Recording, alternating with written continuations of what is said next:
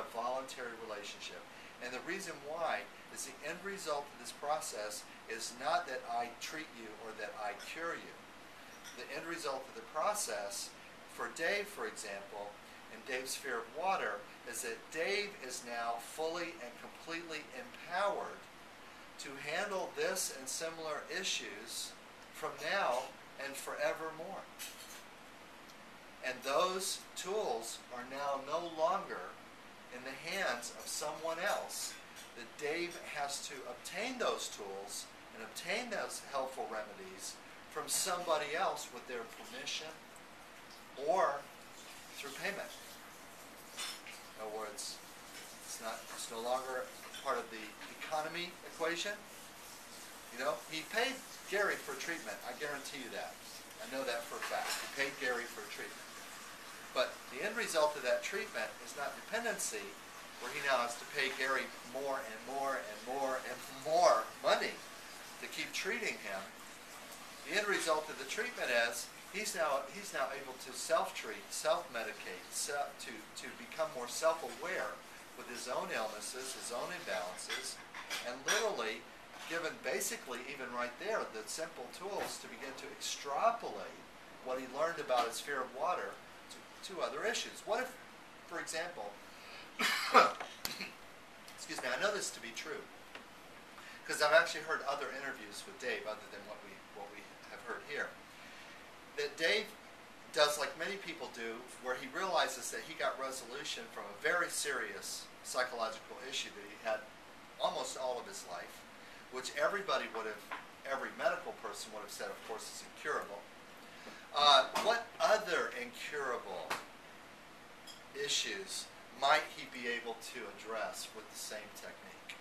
And then what happens is you see a process of experimentation where people have a little bit of success here and they go, it worked on that. I wonder if it would work on this. And then they extrapolate that and they begin to treat themselves for wider and wider issues, and also then to treat their friends and family who pick up the method, and it's kind of a lay wave, right? So you've got people like me who are sort of professional and dedicated and studying it and trying to be very diligent to learn everything I can about how this works.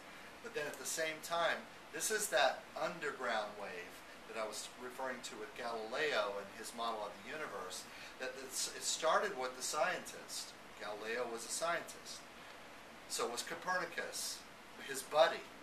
It started with the scientist. But then from the scientists, you had a lay body politic of people who started to consider that if the church is wrong about something so fundamental as the organization of the universe, that the sun spins around the earth, and that the earth is not the center of the universe. If the church is wrong about something so fundamental, what else might the church be wrong about?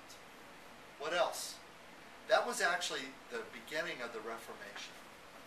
In other words, that's a fundamental crack that happened where not just the scientists, but where other learned people said, what if the way that we've all been taught that the world works is wrong? What if it's wrong? What if the powers that be, all of them, and all of their institutions, actually are wrong? What does that mean? And that started both at the top. Science started to go hell for leather for it, but of course in secret, because nobody wanted to be, die. But then there was also a groundswell of people who heard about this new idea, heard about these new ideas, and started going, what if, and what does that mean for me as a person? And see, that's the crux of the Reformation. The crux of the Reformation wasn't just a psychology or a philosophy debate about, self-determination versus predestination, and that although those kinds of learned debates did take place, the crux of the Reformation was ordinary people like you and I who said, what if it is all wrong, and what does that mean about who I am as a person? Does that mean that there's a possibility that I can create a life that's different and what I've been led to believe my life should be. And as soon as he started going down that line of reasoning, everything eventually has to change. Everything has to change, right? And so we're right at the crisp edge of one of those moments, like the Martin Luther Reformation.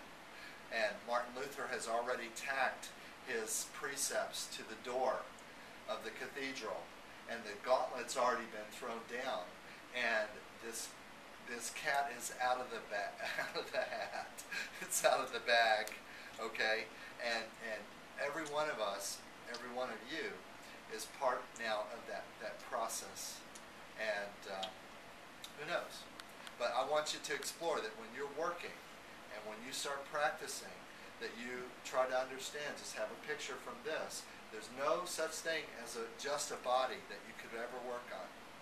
And people who think that they do just body work, whether I just do massage or I just do body work, are as misguided as people who used to think that the earth was flat and there was an edge to the ocean and there would be dragons past that point.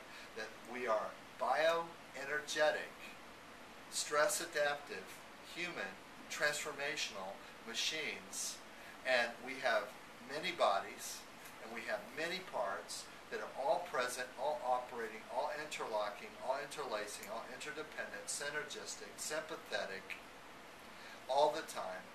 And there's no such thing as an inconsequential touching.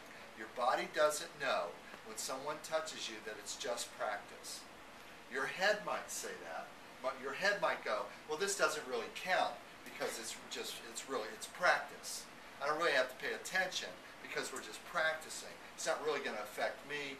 I'm not really going to affect them. How I'm thinking is not really going to affect them because it's just practice. Okay, wake up, smell the coffee. Okay, how you think matters. What you think matters. What you think when you touch what point matters.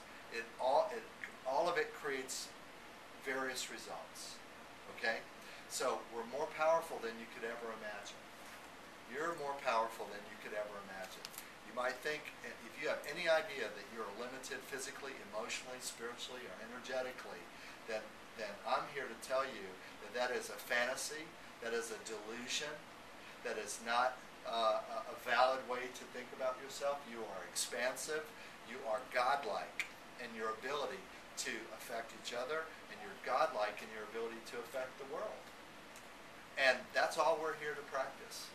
And we're here to break those bubbles, you know. And so I would have loved to have been in one of Galileo's classes.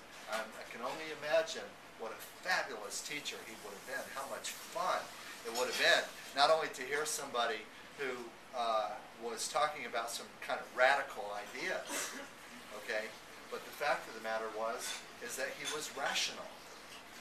And his radical ideas were a new model of the universe, and he was correct. Okay, and as a result of that, the world's changed completely. Okay, well, those ideas are here now, and that's our next step. We're going to take a break now. Let's go 10 minutes.